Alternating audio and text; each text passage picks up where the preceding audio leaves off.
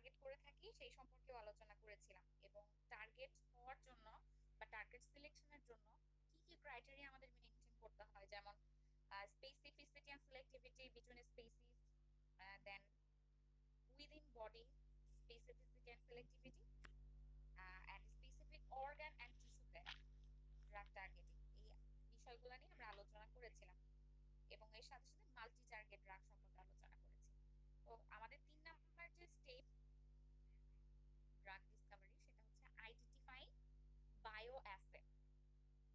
তো bio as মানে তো আমরা সবাই বুঝি, তাই না? বায়ো মানে কি? বায়োলজিক্যাল, ঠিক তো? তো বায়ো অ্যাসে বলতে আসলে তাহলে কি বোঝায়, বলতে পারবে বায়ো অ্যাসে আসলে কি? অ্যাসে মানে যে কোনো কিছুর পরিমাপ করা, তাই না? এটা আসলে একটা মেজারমেন্ট পদ্ধতি অ্যাসে। এখন বায়ো অ্যাসে মানে কি?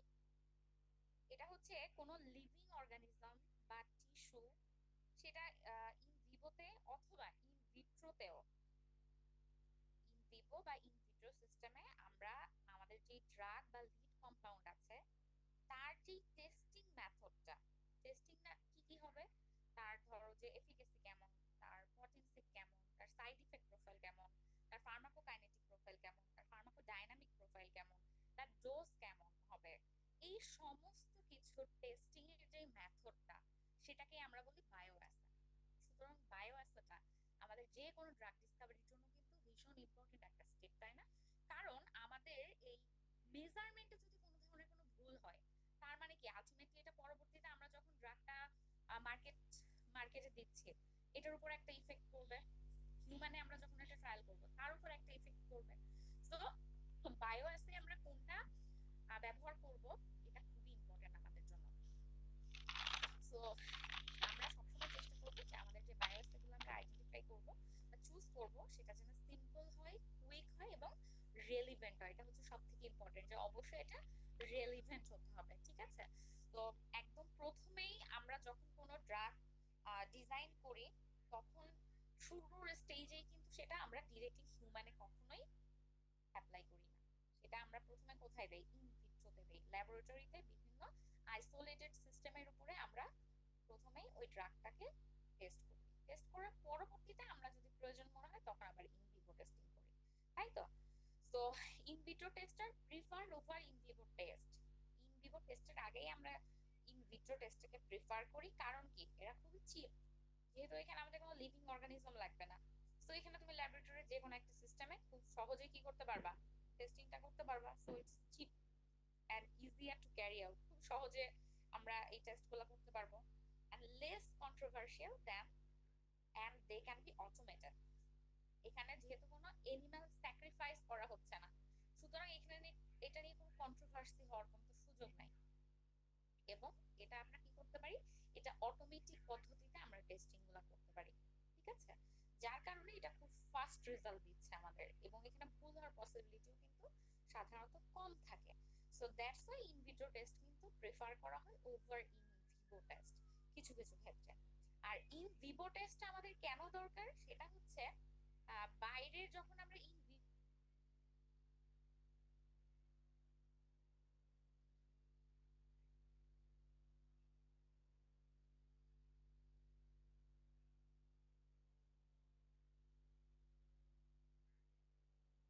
Both in vitro and in vivo test আমরা ক্যারি আউট করি, বা এটা আমরা সাধারণত পরিচালনা করে থাকি to determine not only whether the candidate drugs are acting at the desired target. আমাদের বডিতে তো আসলে অনেকগুলো টার্গেট থাকে, আমরা গতকালকে আলোচনা করেছি না, যে স্পেসিফিক এবং মানে স্পেসিফিক কিছু রিসেপ্টরে আমাদের বাইন্ড করতে হবে, অথবা স্পেসিফিক কিছু এনজাইমে আমাদের বাইন্ড করতে হবে। বিভিন্ন টাইপের আইসোজাইম, আনসোএনজাইম থাকে, তারপর রিসেপ্টরের সাব টাইপ থাকে। এখন এটা তুমি যদি ইন ভিট্রো টেস্টিং করো, তখন কিন্তু এই সাব টাইপ গুলাতে বাইন্ড করবে কিনা বা স্পেসিফিক অ্যাক্টিভিটি দিচ্ছে কিনা, এটা কিন্তু বাইরে থেকে বোঝা সম্ভব না। দ্যাটস ওয়াই তোমাকে অবশ্যই ইন ভিভো টেস্টিংও করতে হবে, যাতে করে তোমার ওই নির্দিষ্ট টার্গেটে যে ড্রাগটা বাইন্ড করবে কিনা বডিতে, সেটাও যাতে আমরা চেক করতে পারি, ঠিক আছে? এবং আরেকটা সহজ ব্যাপার হচ্ছে যে আমরা যদি ডিরেক্টলি ইন ভিভো টেস্ট না করে ইন ভিট্রো থেকে ক্লিনিক্যাল ট্রায়ালে চলে যাই, বা আমরা মার্কেটে যদি ড্রাগটা দিয়ে দিই, তখন কি হতে পারে বলতো, যে মার্কেটে যাওয়ার পরে একটা ড্রাগ যদি ফেল করে সেক্ষেত্রে কিন্তু কস্ট অনেক বেশি পড়ে যায়। যার কারণে আমাদের স্ট্র্যাটেজি হচ্ছে যে যত, যদি ফেল করে তাহলে সেটা যাতে আগেই ফেল করে ড্রাগটা, ঠিক আছে, যাতে পরবর্তীতে আমাদের কস্টিংটা আসলে কমে যায়, ঠিক আছে।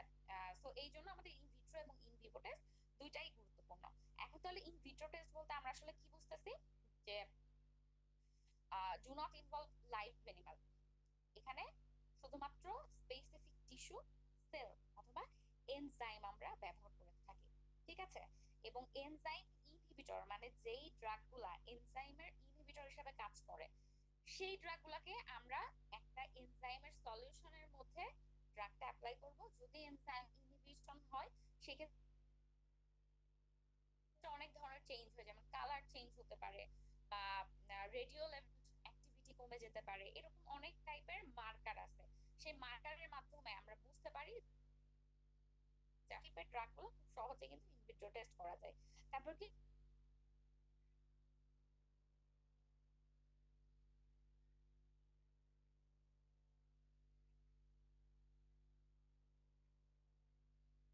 কিন্তু আইসোলেটেড টিস্যু বা সেখানে কোনো ধরনের কোনো কম্পিটিশন নাই, যেটা ভিভো টেস্টিং আছে। যেমন ড্রাগটাকে আমাদের সেল মেমব্রেন ক্রস করতে হবে যদি ইন ভিভো টেস্টিং এ করি। তারপর আমাদের বিভিন্ন টাইপের মেটাবলিক এনজাইম আছে, তো এই মেটাবলিক এনজাইম গুলা ড্রাগটাকে ডিগ্রেড করে দিতে পারে। তো এটা একটা যেমন সুবিধা, এটা কিন্তু আবার একটা অসুবিধা, তাই না? সুবিধা কোন ক্ষেত্রে, যে আমরা আসলে ইন ভিভো পরিবেশটা বুঝতে পারি যে আমাদের জিআইটি ট্র্যাক্টে কেমন ভাবে ড্রাগটা তাহলে ডিস্ট্রিবিউটেড হবে বা অ্যাবজর্ব হবে। আবার এটা একটা সমস্যাও যে এটা আসলে আমাদের টার্গেট পর্যন্ত পৌঁছানোর আগেই ড্রাগটা ডিগ্রেডেশন হয়ে গেল, সো ড্রাগের ইফেক্ট আমরা কিন্তু বুঝতে পারলাম না, তাই না?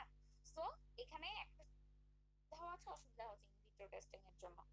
আবার এখানে আমরা কি করতে পারি, আমাদের সারাউন্ডিং এর যে এনভায়রনমেন্ট সেটা কিন্তু কন্ট্রোল করতে পারি, সেটা ইন্ট্রাসেলুলার এবং ইন্টারসেলুলার দুই ক্ষেত্রেই মনিটর করা যায়, ঠিক আছে। যার কারণে আমরা খুব সহজে পোটেন্সি এবং এফিকেসিটা টেস্টিং করতে পারি। আর ভিভো টেস্ট কি, ইন ভিভো টেস্ট হচ্ছে আমরা ডিরেক্টলি যখন কোনো এনিমেলে আমরা একটা ডিজিজ মডেলটা ডেভেলপ করে সেখানে আমাদের ড্রাগটা অ্যাপ্লাই করি এবং দেখি যে এনিমেলে আসলে কোনো ধরনের কোনো চেঞ্জ হচ্ছে কিনা, টার্গেটের সাথে বাইন্ড করতে পারছে কিনা, এবং তার চেক করার জন্য আমরা মেইনলি তাহলে ইন ভিভো টেস্টিংটা করতেছি। যেমন এখানে এক্সাম্পল হিসেবে এনএসআইড এর কথা বলা হয়েছে, যখন এনএসআইড প্রথম ডেভেলপমেন্ট করা হয় তখন এটার কাজ কি ছিল, এটা এন্টি ইনফ্লামেটরি কিনা, তারপর অ্যানালজেসিক কিনা, এটা টেস্ট করা, তাই না? সো কি করা হয়েছিল, যে এনিমেল টেস্ট, যে এনিমেলটা ছিল সেই এনিমেলে আমরা ইনফ্লামেশন ঘটিয়েছি, ইনফ্লামেশন ইনডিউস করেছি, দেন আমরা কি করছি, এনএসআইড অ্যাপ্লাই করছি। এখন যদি ইনফ্লামেশনটা কমে যায় দ্যাট মিন্স কি আমাদের ড্রাগটা পোটেন্ট ড্রাগ, ঠিক আছে। এইভাবেই সাধারণত ইন ভিভো টেস্টিংটা করা হয়। এবং ট্রান্সজেনিক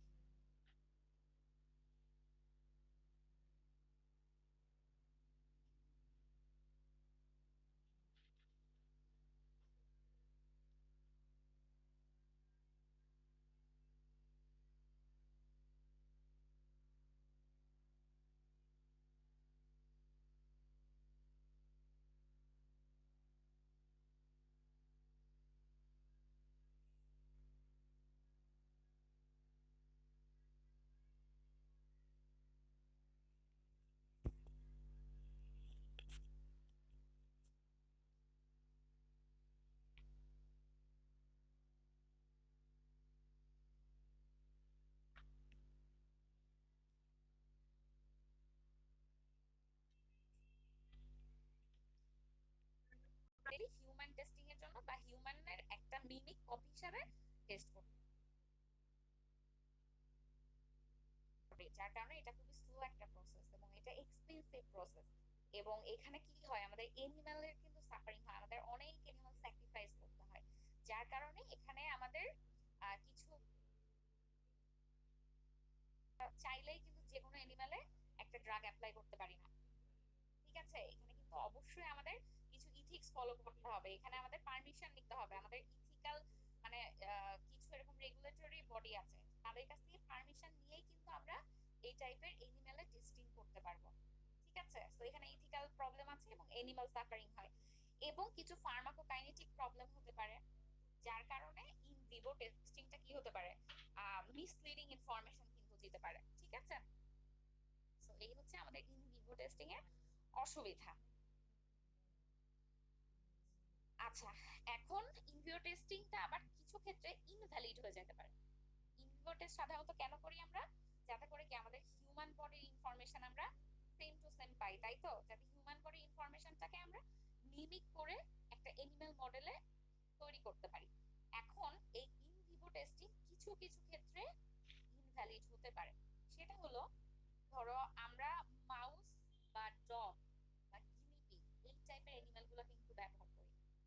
এখন আমার হিউম্যানে একটা ডিজিজ যেই মেকানিজমে ডেভেলপ করে, মাউসের ক্ষেত্রে হয়তো বা তার ডিজিজের ফিজিওলজিক্যাল মেকানিজমটা আলাদা। এখন সেই ফিজিওলজিক্যাল মেকানিজমে ড্রাগটা কাজ করবে, কিন্তু সেই ড্রাগটা আমার বডিতে দিলে, হিউম্যানে দিলে কিন্তু আবার ওই ড্রাগ তখন ইনএফেক্টিভ হয়ে যাবে। বুঝতে পারছো? যেমন একটা উদাহরণ এখানে আছে যে এন্টি আলসার ড্রাগ, যেটা প্রথমে এনিমেলে টেস্ট করার পরে সেটাকে ইফেক্টিভ পাওয়া গেছে, কিন্তু এটা যখন হিউম্যানে ক্লিনিক্যাল ট্রায়াল দেওয়া হয়েছে তখন ড্রাগটা ইনএফেক্টিভ দেখা গেছে। এটার কারণ এটাই যে হিউম্যানের জন্য যেই ফিজিওলজিক্যাল মেকানিজমে ডিজিজটা ডেভেলপ করে, যে কোনো এনিমেলের ক্ষেত্রে অন্য একটা ফিজিওলজিক্যাল মেকানিজমে কিন্তু ডিজিজটা ডেভেলপ করতে পারে, যার কারণে এক্ষেত্রে কিন্তু ড্রাগের ইফেক্টিভিটি বা পটেন্সি এফিকাসি সেম হবে না। এই ক্ষেত্রে কি হবে বলতো, ইন ভিভো টেস্ট করা সত্ত্বেও কিন্তু এই টেস্টটা ইনভ্যালিড হয়ে যাবে। বুঝতে পারছি আমরা? আবার আরেকটা সমস্যা আছে, সেটা হচ্ছে যে এনিমেলের স্পেসিস তো ডিফারেন্ট। আমরা যে এনিমেলই ব্যবহার করি না কেন, সেটা তো আসলে হিউম্যান না, তাই না? তো হিউম্যান না থাকার কারণে কি হয় বলতো, আমাদের কিছু স্পেসিস এর ডিফারেন্সের জন্য এনজাইমের ডিফারেন্স থাকে, রিসেপ্টরের ডিফারেন্স থাকে। আমরা যদি ট্রান্সজেনিক অ্যানিমাল ব্যবহার না করি, সেই ক্ষেত্রে কিন্তু এই ডিফারেন্ট স্পেসিস এর কারণে আমাদের এনজাইমের ডিফারেন্সের জন্য বিভিন্ন ড্রাগ কিন্তু বিভিন্ন টাইপের অ্যাকশন দিতে পারে। যেমন পেনিসিলিন মিথাইল অ্যাস্টার, এটা হচ্ছে একটা প্রোড্রাগ। প্রোড্রাগ মানে তো আমরা জানি যে ড্রাগটা ইনিশিয়ালি ইনঅ্যাক্টিভ থাকে, কিন্তু আমাদের বডিতে যাওয়ার পরে এটা মেটাবলিজম হয়ে এটা অ্যাক্টিভ ফর্মে আসে, তাই না? এটাকে আমরা বলি প্রোড্রাগ। তো পেনিসিলিন মিথাইল অ্যাস্টার এটা হলো একটা প্রোড্রাগ, যেটা মাইস অথবা র্যাটে যদি দেওয়া হয় তখন সেটা হাইড্রোলাইসিস হয়ে অ্যাক্টিভ পেনিসিলিন তৈরি করে। কিন্তু এই ড্রাগটা র্যাবিট, ডগ অথবা হিউম্যানে যদি দেওয়া হয়, সেই ক্ষেত্রে কিন্তু কোনো ধরনের কোনো হাইড্রোলাইসিস হয় না। দ্যাট মিন্স কি, এই প্রোড্রাগটা ইনঅ্যাক্টিভ ফর্মুলাতেই থেকে যাচ্ছে, আমাদের বডিতে ওই এনজাইমটাই আসলে নাই, যেটা পেনিসিলিন মিথাইল অ্যাসিডকে হাইড্রোলাইসিস করে ফর্মে নিয়ে যাবে। ঠিক আছে, তো এই ক্ষেত্রেও কি হতে পারে, আমাদের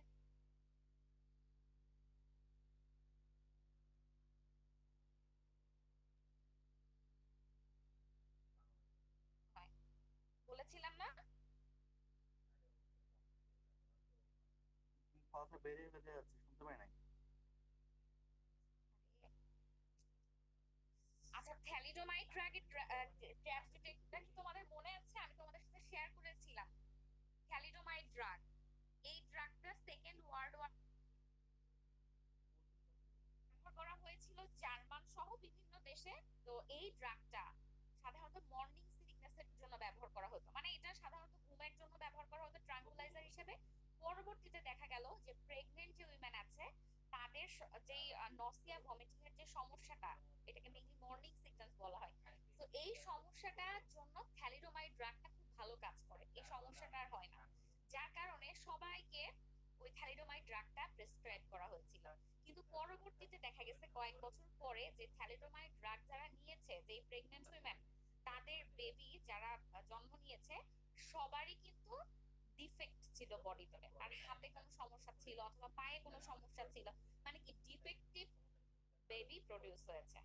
তাহলে এই যে ঘটনাটা, এটাকে বলা হয় কি বলতো, টেরাটোজেনিক। মানে কি, যেই ড্রাগ ইউজুয়ালি প্রেগনেন্ট উইমেন বা মাদারদের কোনো সমস্যা করে না, কিন্তু সেটা তার ফিটাস অথবা নিউবর্ন বেবির জন্য টক্সিসিটি শো করে অথবা কোনো কনজেনিটাল বার্থ ডিফেক্ট তৈরি করে। এই ঘটনাটাকে আমরা বলি জেনিসিটি। সো থ্যালিডোমাইড ড্রাগ এটা হচ্ছে একটা টেরাটোজেনিক ড্রাগ, যেটা কি হয়েছে, যেটা কিন্তু প্রেগন্যান্ট উইমেনদেরকে কোনো কোনো সমস্যা করে নাই মর্নিং সিকনেস এর জন্য যখন ব্যবহার করা হয়েছিল। কিন্তু পরবর্তীতে দেখা গেল যখন তাদের যে বেবিগুলা হয়েছিল সবারই কিন্তু ফোকোমেলিয়া নামে একটা রোগ হয়েছিল। ফোকোমেলিয়া মানে কি, যাদের হাতে অথবা পায়ে কোনো ধরনের কোনো সমস্যা, হয়তো কারোর একটা হাত নাই অথবা কারোর একটা পা নাই অথবা কারোর হাত অনেক চিকন, মানে তার বোন ডিফর্মেশন হয়েছে, এই ধরনের সমস্যাগুলো দেখা গেছে। তো এই কাহিনীকে আমরা কি বলি, টেরাটোজেনিসিটি বলি। ঠিক আছে, তো এইটা দেখা গেছে কি এনিম্যালের জন্য এই টেরাটোজেনিসিটি দেখা যায় না, কিন্তু হিউম্যানের জন্য টেরাটোজেনিসিটি দেখা যায়। তো এই সমস্ত ক্ষেত্রে ইনভিভো টেস্টটা কিন্তু ইনভ্যালিড হতে পারে, বা এইগুলাও কিন্তু ইনভিভো টেস্টিং এর এক একটা সমস্যা। আমরা কি সবাই বুঝতে পারছি? জি ম্যাম। আচ্ছা, ঠিক আছে। এরপরে কি টেস্ট ভ্যালিডিটি, এটা খুব একটা কঠিন কিছু না। টেস্টটা ভ্যালিড কখন, এটা আমাদেরকে একটু জানা দরকার। যে কিছু কিছু ক্ষেত্রে শুধু ইন ভিট্রো টেস্ট দিয়েই কিন্তু আমরা ক্লিনিক্যাল ট্রায়ালে যেতে পারি। ঠিক আছে, যেমন হচ্ছে অ্যান্টিব্যাকটেরিয়াল এজেন্ট, অ্যান্টিবায়োটিক, এটা আসলে ইন ভিট্রোতে ব্যাকটেরিয়াল সেলকে কিল করতে পারবে কিনা, এটা যদি ইফেক্টিভলি আমরা দেখি, সেক্ষেত্রে কিন্তু আমরা ক্লিনিক্যাল ট্রায়ালে যেতে পারি, যদি না আমাদের ইন ভিভো টেস্টিংটা অ্যাভেইলেবল না থাকে। ঠিক আছে, আবার অ্যানাস্থেটিক, এই ড্রাগটা কিভাবে কাজ করে জানো তোমরা? অ্যাকশন পটেনশিয়াল পড়ছো না? অ্যাকশন পটেনশিয়াল কি করে, একটা জায়গা থেকে আরেকটা জায়গায় নার্ভ ইম্পালসটাকে পৌঁছায় দেয়, তাই তো? এই প্রসেসটাকে তো আমরা অ্যাকশন পটেনশিয়াল বলি। একটা সেল থেকে আরেকটা সেলে নার্ভ ইম্পালসটাকে পৌঁছে দেওয়ার যে ঘটনা, বা এক জায়গা থেকে আরেক জায়গায় নার্ভ ইম্পালস ট্রান্সমিশনের যে ঘটনা, সেটাকে আমরা বলি হচ্ছে অ্যাকশন পটেনশিয়াল। এখন অ্যানাস্থেটিকের কাজটা কি? এটা হচ্ছে যে কোনো একটা জায়গাকে অবশ করে ফেলে, বাংলায় যদি বলি এটা হচ্ছে অবশ করে।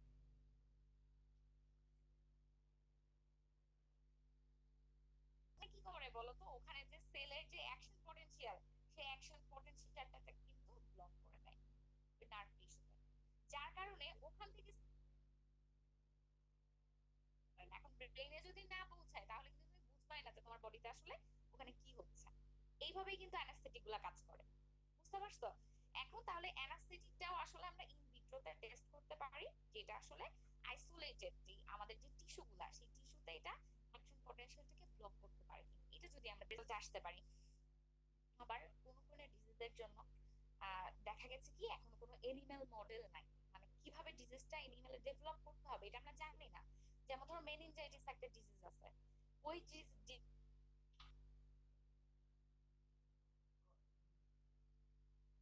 ডিজিজ যেখানে এনিম্যাল মডেল এখনো আমরা ডেভেলপ করতে পারি নাই, সেই সব ক্ষেত্রে আমরা ইন ভিট্রো টেস্টিং এর পরেই কিন্তু ডিরেক্টলি ক্লিনিক্যাল ট্রায়ালে চলে যেতে পারি। ঠিক আছে, যদি এখানে ডেজায়ার্ড অ্যাক্টিভিটি পাই এবং দেখতেছি,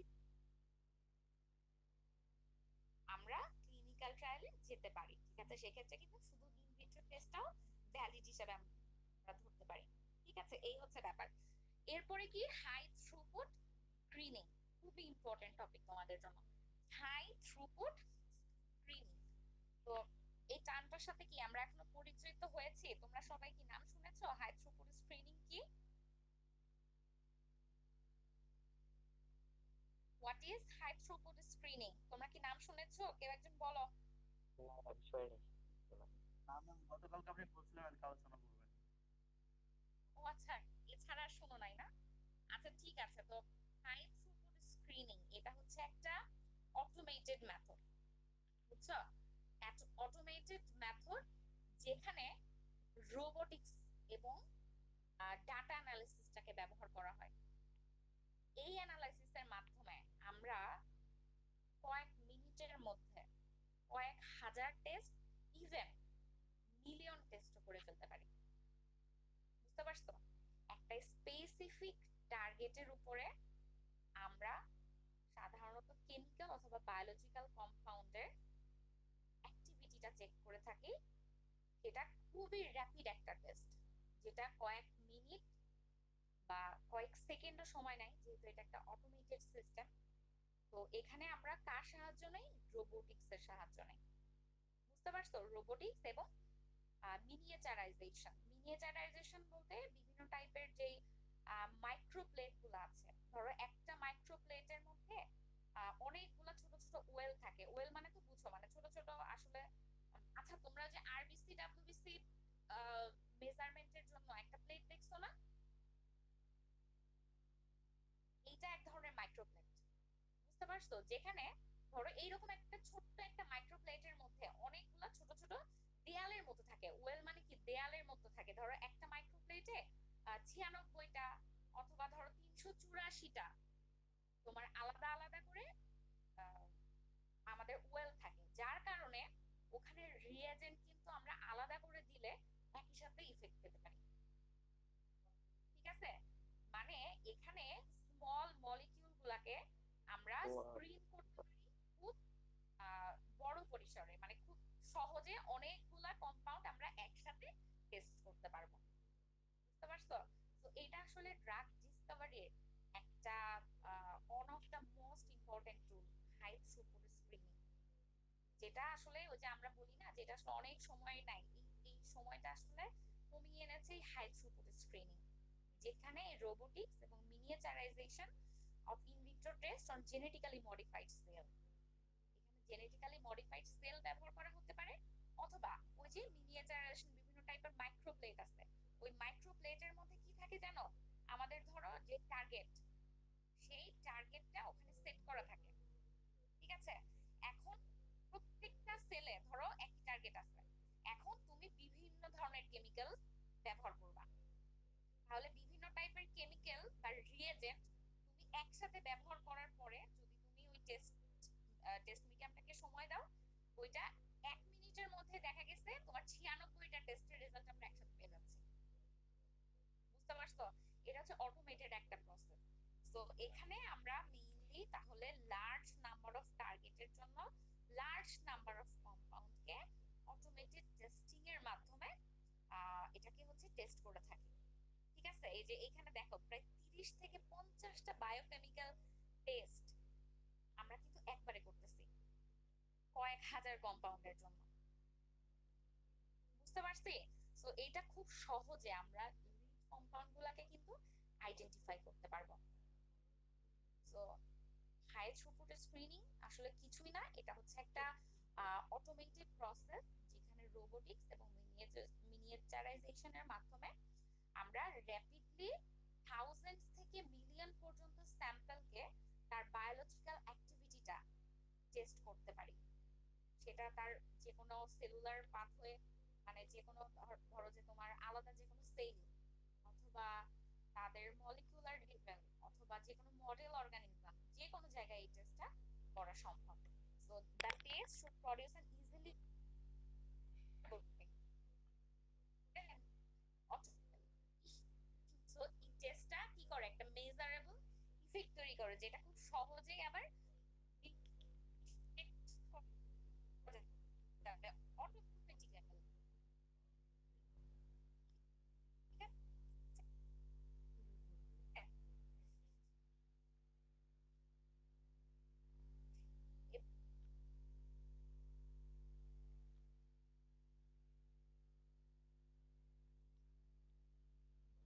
বুঝতে পারি তো, কিভাবে বুঝতে পারি আসলে? তো হাই থ্রুপুট স্ক্রিনিংটা কি? এটা হচ্ছে একটা মেথড যেখানে আমরা থাউজেন্ড বা মিলিয়নস অফ স্যাম্পলকে একসাথে এট দ্য সেম টাইম তাদের বায়োলজিক্যাল, যেটা খুবই ইজি টু মেজার। ঠিক আছে? তো এখানে কিভাবে আমরা তাহলে এটা বুঝি? ধরো একটা এনজাইমকে ইনহিবিট যদি করে, তাহলে এনজাইম ইনহিবিটর গুলো আমরা কিভাবে এখানে টেস্ট করবো এবং কিভাবে আসলে আমরা এটাকে মেজার করব? সো এনজাইম ইনহিবিটর বা এনজাইম অ্যান্টাগনিস্টের কাজটা কি? যে রিসেপ্টরটাকে ব্লক করবে এবং সেখানে কোনো ধরনের কোনো লিগ্যান্ডকে বাইন্ড করতে দিবে না। এটা হচ্ছে রিসেপ্টর অ্যান্টাগনিস্টের কাজ, তাই তো? এখন ধরো যে এক একটা মাইক্রোপ্লেট, মাইক্রোপ্লেট মানে তো আমরা সবাই বুঝছি নিশ্চয়ই, ছোট ছোট আমাদের ধরো যে ওই যে আরবিসি ডাব্লিউবিসি যেমন যেগুলোতে আমাদের মেজার করে, তোমাদেরকে প্লেট দেখিয়েছে না? একটা প্লেটের মধ্যে কি অনেকগুলো ছোট ছোট দাগ কাটা থাকে, দেখছো? তো এই এক একটা ধরো এই মাইক্রোপ্লেটে এক একটা ওয়েল, মানে এক একটা ঘরকে আমরা এক একটা ওয়েল মনে করলাম, এক একটা ধরো দেয়াল, এক একটা ছোট ছোট ঘর। এখন এই এক একটা ছোট ছোট ঘরে কি থাকে বলো তো? একটা ধরো এনজাইম থাকবে, মানে আমাদের টার্গেট এনজাইম যেটা থাকবে, একটা সাবস্ট্রেট থাকবে। সাবস্ট্রেট কোনটা? যেটা হচ্ছে এনজাইমের সাথে বাইন্ড করে, এটা হচ্ছে সাবস্ট্রেট। আরেকটা কি? আরেকটা হচ্ছে টেস্ট কম্পাউন্ড। টেস্ট কম্পাউন্ডটা হচ্ছে কি? আমাদের এই যে রিসেপ্টর অ্যান্টাগনিস্ট বা লিড কম্পাউন্ড হিসেবে আমরা যাকে চাচ্ছি। এখন আমরা দেখব যে এই রিসেপ্টরের সাথে সাবস্ট্রেটের যদি বাইন্ডিং হয়, তার মানে কি রিসেপ্টর অ্যান্টাগনিস্ট আসলে বাইন্ড করে নাই। আর যদি বাইন্ডিং না হয়, তাহলে আমরা বুঝবো যে আমাদের রিসেপ্টর অ্যান্টাগনিস্টটা রিসেপ্টরের সাথে বাইন্ড করে আছে, তার জন্য কোনো সাবস্ট্রেট বা লিগ্যান্ডটা বাইন্ড করতে পারে না, তাই তো? এখন তাহলে এনজাইমটা হচ্ছে যদি অ্যাক্টিভ হয়, তাহলে কি হবে? একটা প্রোডাক্ট ফর্মেশন হবে, তাই তো? এখন এই কম্পাউন্ড আবার কি করবে? এনজাইমটা ইনহিবিট করবে। সো এখানে কি হবে? কম্পাউন্ডটা যদি আমাদের এনজাইমটাকে ইনহিবিট করে, তাহলে লেস প্রোডাক্ট ফর্মেশন হবে। মানে কি হচ্ছে? সাবস্ট্রেটের সাথে রিসেপ্টরের বাইন্ডিংটা কম হবে, ঠিক আছে? এখন আমাদের হচ্ছে বিভিন্ন টাইপের রেডিও লেবেলড লিগ্যান্ড আমরা এখানে ব্যবহার করি, বা সাবস্ট্রেট যেটা, সেখানে আমরা বিভিন্ন রেডিও অ্যাক্টিভ ম্যাটেরিয়াল গুলাকে ট্যাগ করে দেই, বুঝতে পারছো? সো রেডিও লেভেল অ্যাক্টিভিটি আমরা কি করতে পারি? বাইরে থেকে মেজার করতে পারি না। এখন যদি এই রেডিও অ্যাক্টিভিটিটা বা ফ্লুরোসেন্স অ্যাক্টিভিটি, এটা হচ্ছে প্রপোর্শনাল টু এনজাইম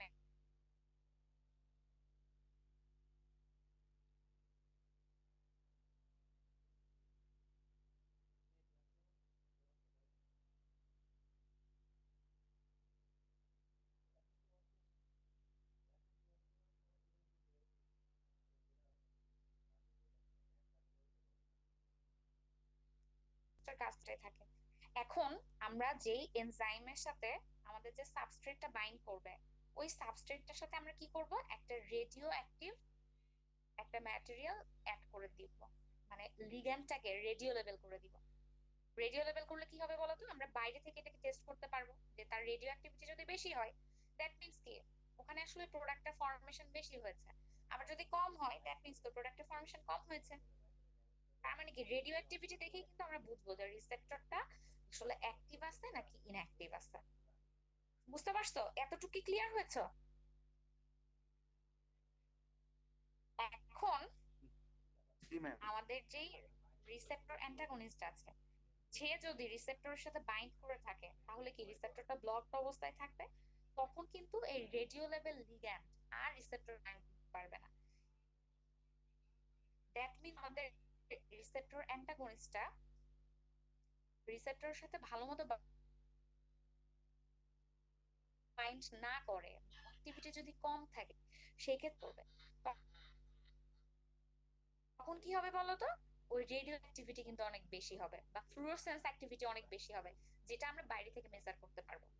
তাহলে এখন তুমি দেখো, এই যে খুব সহজে আমরা তাহলে রিসেপ্টর অ্যাক্টিভিটিটাকে কি মেজার করতে পারলাম না? যদি রেডিও লেভেল বা ফ্লুরোসেন্স বেশি হয়, দ্যাট মিন্স আমাদের রিসেপ্টরটা ব্লকড হয় নাই, অ্যান্টাগোনাইজ হয় নাই। আর যদি এটার অ্যাক্টিভিটি কম থাকে, দ্যাট মিন্স আমাদের রিসেপ্টরটা অলরেডি লকড। তার মানে কি আমাদের রিসেপ্টর অ্যান্টাগনিস্টটা একটা ভালো লিড কম্পাউন্ড হিসেবে কাজ করতে পারে। বুঝতে পারছি আমরা?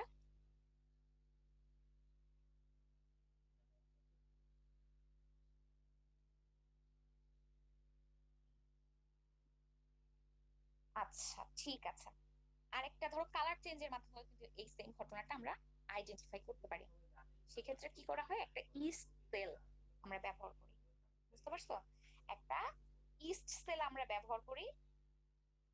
সেখানে কি করা হয়? সেখানে হচ্ছে আমরা activation of target receptor results in the activation of enzyme. যদি টার্গেট একটা রিসেপ্টর থাকে, সেটা যদি অ্যাক্টিভেটেড হয়, তাহলে আমাদের যে এনজাইম আছে একটা, সেই এনজাইমটাও অ্যাক্টিভেটেড হবে। এবং এই এনজাইমের সাথে কি থাকবে? একটা সুইটেবল সাবস্ট্রেট থাকবে। এখন এই সাবস্ট্রেটটা আবার কি করবে? ক্যাটালাইসিস the release of A die. Die মানে কি? কালার চেঞ্জ করবে। ডাইয়ের তো একটা কালার থাকে সবসময়। তো this process an easily identifiable colour change. সুতরাং ধরো একটা সাবস্ট্রেট, সেটা প্রথমে যখন অ্যাক্টিভ থাকবে না, তখন এটা কালারলেস। কিন্তু যদি রিসেপ্টরটা অ্যাক্টিভেট হয়, তখন কি? এই সাবস্ট্রেট বা এনজাইম সেটা কি হবে, অ্যাক্টিভেটেড হবে। আর সেটা যদি অ্যাক্টিভেটেড হয় তখন কি করবে, ডাইটা কালার রিলিজ করবে। তার মানে কালারের ইন্টেন্সিটি যত বাড়বে তার মানে কি ওই এনজাইমের অ্যাক্টিভেশনটা তত বেশি হয়েছে। দ্যাট মিন্স কি আমাদের টার্গেট রিসেপ্টর তত বেশি অ্যাক্টিভেশন হয়েছে। সেম ভাবে যদি আমাদের কালারের ইন্টেন্সিটিটা কম হয়, দ্যাট মিন্স কি আমাদের এনজাইমের অ্যাক্টিভেশনটা কম হয়েছে এবং আমাদের টার্গেট রিসেপ্টর অ্যাক্টিভেশনটাও কম হয়েছে। তার মানে কি আমাদের এনজাইমের অ্যাক্টিভেশনটা রিসেপ্টরের উপর ডিপেন্ড করতেছে এবং রিসেপ্টরটা অ্যাক্টিভ হচ্ছে কি হচ্ছে না এটা কি আমাদের লিড কম্পাউন্ডের উপর ডিপেন্ড করবে, তাই না? লিড কম্পাউন্ড যদি রিসেপ্টরটাকে অ্যাক্টিভেট করতে পারে তাহলে কালার রিলিজ বেশি হবে, সেক্ষেত্রে ইন্টেন্সিফাইড কালার আমরা দেখতে পাবো। আর যদি কোনোভাবে রিসেপ্টরটা অ্যাক্টিভেটেড না হয় লিড কম্পাউন্ড দিয়ে, সেই ক্ষেত্রে কি হবে, আমাদের কালারের ইন্টেন্সিটিটা কিন্তু কম থাকবে। দ্যাট মিন্স কি আমরা খুব সহজেই তাহলে আমরা আমাদের রিসেপ্টরের অ্যাক্টিভিটিটাকে বুঝতে পারবো। বুঝতে পারছি আমরা? জি ম্যাম।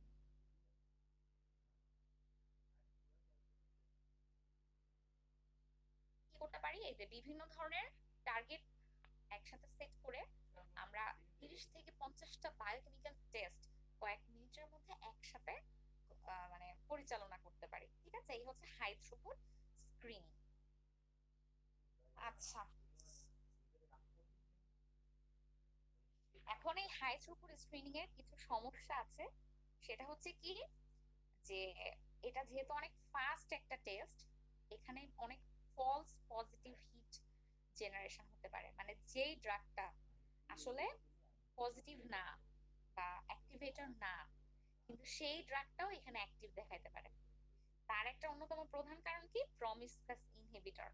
তো এই প্রমিসকাস ইনহিবিটর এটার কাজটা কি জানো, ওই যে আমরা গতদিন আলোচনা করলাম প্রমিসকাস ড্রাগ বা ডার্টি ড্রাগ, এরা হচ্ছে একসাথে অনেকগুলো টার্গেট প্রোটিনকে টার্গেট করে, ইনহিবিট করে বা অ্যাক্টিভেট করে। ধরো ইনহিবিট যদি করে, সেই ক্ষেত্রে আসলে বোঝা সহজ হয় না যে এই ড্রাগটা কোন পাথওয়েকে ইনহিবিট করতেছে বা এটা আসলে ইনহিবিট করতে পারবে কিনা আমাদের ফিজিওলজিক্যাল সিস্টেমে।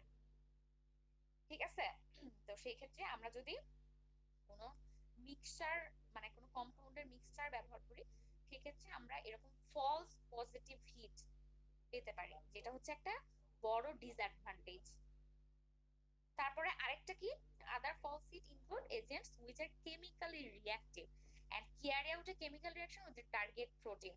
আচ্ছা, এখন প্রথমেই বলি আমাদের প্রধান উদ্দেশ্য কি জানো, আমরা এমন ধরনের ইনহিবিটর চাই যেটা রিভার্সিবলি বাইন্ড করে রিসেপ্টরের সাথে, মানে রিভার্সিবল, যেটা খুব সহজেই আবার আগের অবস্থায় ফেরত আসতে পারবে রিসেপ্টরটা। কিন্তু কিছু কিছু ক্ষেত্রে এই হাই থ্রুপুট স্ক্রিনিং এ আমাদের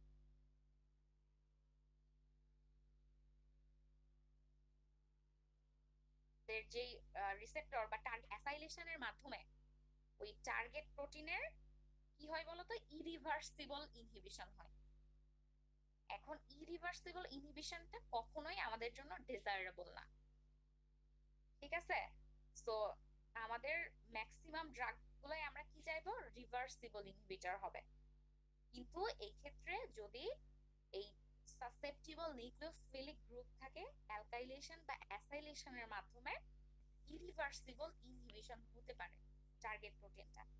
সো এটাও কিন্তু আমাদের জন্য একটা ফলস হিট, যেটা হাই থ্রুপুট স্ক্রিনিং এর মাধ্যমে আমরা আসলে আইডেন্টিফাই করতে পারি না যে কোনটা রিভার্সিবল ইনহিবিটর এবং কোনটা ইরিভার্সিবল ইনহিবিটর। সো আমরা এই হাই থ্রুপুট স্ক্রিনিং এর মাধ্যমে এটা বের করার চেষ্টা করব কোনটা আসলে রিভার্সিবলি ইনহিবিট করে, নট ইরিভার্সিবল ইনহিবিটর।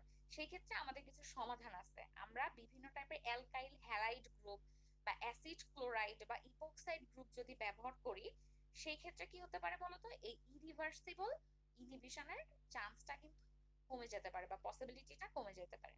তো এই হচ্ছে একটা সমস্যা। আচ্ছা, আর ধরো এছাড়াও এই যে কম্পাউন্ডটা তাদের অ্যাফিনিটিটা, কম্পাউন্ড এবং রিসেপ্টরের মধ্যে যে অ্যাফিনিটি বা বাইন্ডিং অ্যাফিনিটি, এইটাকে মেজার করার জন্য আমরা বিভিন্ন ধরনের পদ্ধতির সাহায্য নিয়ে থাকি, যেমন এনএমআর স্পেকট্রোস্কোপি, মাধ্যমে আমরা কি করে থাকি, তার বাইন্ডিং অ্যাফিনিটিটাকে দেখে থাকি, অথবা এসপিআর, এসপিএ, আইটিসি, এইগুলা হচ্ছে বিভিন্ন টাইপের মেথড যার মাধ্যমে লিগ্যান্ড তার রিসেপ্টরের সাথে কিভাবে বাইন্ড করছে এটাকে আমরা ডিটেক্ট করতে পারি। এটা কি কোভ্যালেন্ট বাইন্ডিং এর মাধ্যমে ইরিভার্সিবল বাইন্ডিং করলো, নাকি হাইড্রোজেন বন্ডিং, নাকি হচ্ছে ভ্যান ডার ওয়ালস বাইন্ডিং, নাকি কোনো ধরনের কোনো রিভার্সিবল বাইন্ডিং হলো। এই জিনিসগুলো আমরা তাহলে কিসের মাধ্যমে ভিজুয়ালি দেখতে পারি, এই যে এসপিআর, এসপিএ বা আইটিসি।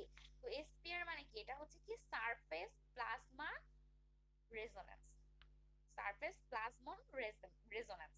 সো এইটা হচ্ছে একটা optical method of detecting when a ligand bind to its target।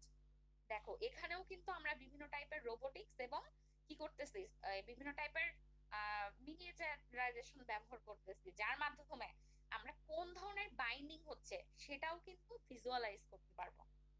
তারপরে আরেকটা কি আছে, আইসোথার্মাল টাইট্রেশন ক্যালোরিমেট্রি বা আইটিসি। এখানে হচ্ছে কি হয়, ওই যে ড্রাগ এবং যে টার্গেট তাদের মধ্যে যে বাইন্ডিং হচ্ছে, সেই বাইন্ডিং অ্যাফিনিটির যে থার্মাকোডাইনামিক প্রপার্টি এবং তাদের যে এনথালপি চেঞ্জ হচ্ছে সেটাও আমরা এখানে আইডেন্টিফাই করতে পারবো। তারপরে এসপিএ, এটা হচ্ছে কি সিন্টিলেশন প্রক্সিমিটি অ্যাসে। এটা হচ্ছে একটা ভিজুয়াল মেথড যে কিভাবে টার্গেটের সাথে বা ড্রাগটা বাইন্ড করলো। এগুলো এত খুব বেশি ইম্পর্টেন্ট জিনিস না, এটা জাস্ট একটু নিজেরা মনে রাখবা বা একটু জেনে রাখলে যে কিভাবে আসলে এই বাইন্ডিং গুলো আমরা ভিজুয়ালাইজ করতে পারি। ঠিক আছে। সো এখন আসলে এত অ্যাডভান্সড সব টেকনোলজি আসছে যে আমরা একটা ড্রাগ রিসেপ্টরের সাথে বাইন্ড করতেছে কিভাবে, কোন বাইন্ডিং অ্যাফিনিটি, কত বাইন্ডিং অ্যাফিনিটির মাধ্যমে, এটা কি রিভার্সিবলি না ইরিভার্সিবলি বাইন্ড করতেছে, এই সব কিছুই কিন্তু এখন ডিটেক্ট এন্ড ভিজুয়ালাইজ করতে পারি। ঠিক আছে। সো এই হচ্ছে এই প্রসেস গুলা। এছাড়াও আরো অনেক আছে, আমি এগুলো একটু সহজ মনে হচ্ছে এজন্য তোমাদের জন্য এই কয়টা মেথডের জাস্ট নামটা রাখছি যে এইগুলোর সাথে তোমরা যাতে পরিচিত হও। ঠিক আছে। তো এই হচ্ছে তাহলে হাই থ্রুপুট স্ক্রিনিং। এখন বলো কারো কোনো কোশ্চেন আছে কিনা।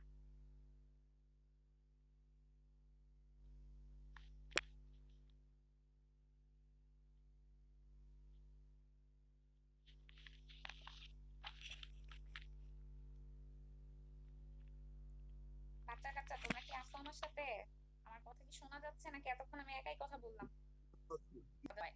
বিসিএস পরীক্ষা একদম প্রথমে কি হয় বলতো, 200 মার্কের একটা পরীক্ষা হয় না প্রিলিমিনারি, এরপরে হয় কিন্তু আসল পরীক্ষা রিটেন, তারপরে ভাইবা। তো প্রথম যে 200 মার্কের পরীক্ষা হয় ওইটা আসলে কি হয় বলো, ওটা কিন্তু স্ক্রিনিং টেস্ট। ওইটা ধরো 4 লাখ পরীক্ষার্থী থাকে, এখন 4 লাখকে তো রিটেন দেওয়া যাবে না, আমাদের কি এত জনবল আছে যে 4 লাখ খাতা দেখবে। এই একই প্রসেস কিন্তু তখন কি করে, একটা নির্দিষ্ট স্ক্রিন টেস্ট নেয়, ওই যে বিশেষ প্রিলিমিনারি। এখন প্রিলিমিনারি পরীক্ষার মাধ্যমে ওখান থেকে ছাঁটাই করে দেয় অনেক প্রার্থীকে, তাই না। এই যে একটা স্ক্রিনিং, এই হাই থ্রুপুট স্ক্রিনিং, এই সেম জিনিস, এই নির্দিষ্ট সময়ের মধ্যে অনেকগুলা কম্পাউন্ডকে আমরা একসাথে টেস্ট করি অটোমেটিক প্রসেসের মাধ্যমে। বুঝতে পারছো, এটাই হাই থ্রুপুট স্ক্রিনিং। মানে এটার নাম শুনে মনে হচ্ছে হয়তো খুব কঠিন কিছু, বাট একদমই সহজ একটা ব্যাপার। তুমি যেমন রোবটের কাজ কি, অনেক সহজেই দেখবা অনেক কঠিন কাজ করে ফেলে। কম্পিউটারের কাজ কি, আমরা একটা হিসাব আমাদের করতে যতক্ষণ সময় লাগে, একটা কম্পিউটারের মাধ্যমে কি খুব ইজিলি আমরা ওইটা ক্যালকুলেট করে ফেলতে পারি। তো এইখানেও কিন্তু তাই, যে তুমি এই জিনিসটাকে যদি ইন ভিট্রো টেস্ট করো সিঙ্গেল ভাবে একটা একটা করে কম্পাউন্ড, অথবা ইন ভিভো টেস্ট করো এক একটা অ্যানিমেলের উপর এক একটা কম্পাউন্ড, এটা তো অনেক সময় লাগবে, অনেক কষ্ট লাগবে তোমার।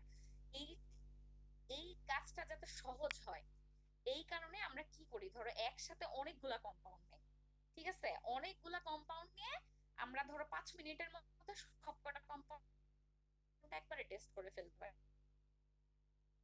বুঝতে পারছো, মানে খুবই সহজ একটা প্রসেস আসলে এটা, যেটা খুব অটোমেটিক্যালি এবং খুব ইজিলি এবং খুব যে কি বলে এটাকে র্যাপিডলি আমরা অনেকগুলা টার্গেট মলিকিউলের জন্য অনেকগুলা লিড কম্পাউন্ডকে খুব কম সময়ের মধ্যেই টেস্ট করতে পারি বা তাদের বায়োলজিক্যাল অ্যাক্টিভিটিটা চেক করতে পারি। এই তো, এটাই হচ্ছে হাই থ্রুপুট স্ক্রিন। তোমরা একটু রিডিং পড়ো, আমার মনে হয় রিডিং পড়লে তোমাদের জিনিসগুলো আরো ক্লিয়ার হয়ে যাবে। ঠিক আছে। ক্লাসে তো ধরো সবকিছু একবারই বোঝা সম্ভব না, এটা একটু নিজেরা একবার পড়ো, আর যদি না বুঝো আমি তাহলে আবার আলোচনা করবো। আচ্ছা, তো আমরা কি আমাদের নেক্সট টপিক আজকে শুরু করব নাকি আজকে এই পর্যন্তই থাকবে? পড়ান ম্যাম। আচ্ছা ঠিক আছে। তো এই মানে আমাদের এই সেশনটা যতক্ষণ না শেষ হয় আমরা এই সেশনটা একটু শেষ করি, ঠিক আছে? কারণ হচ্ছে নেটওয়ার্কে যেহেতু অনেক সমস্যা ছিল, ভালো মতো এর আগে ক্লাসটা আসলে করা যায় নাই। পরে আমাদের ধরো স্ক্রিন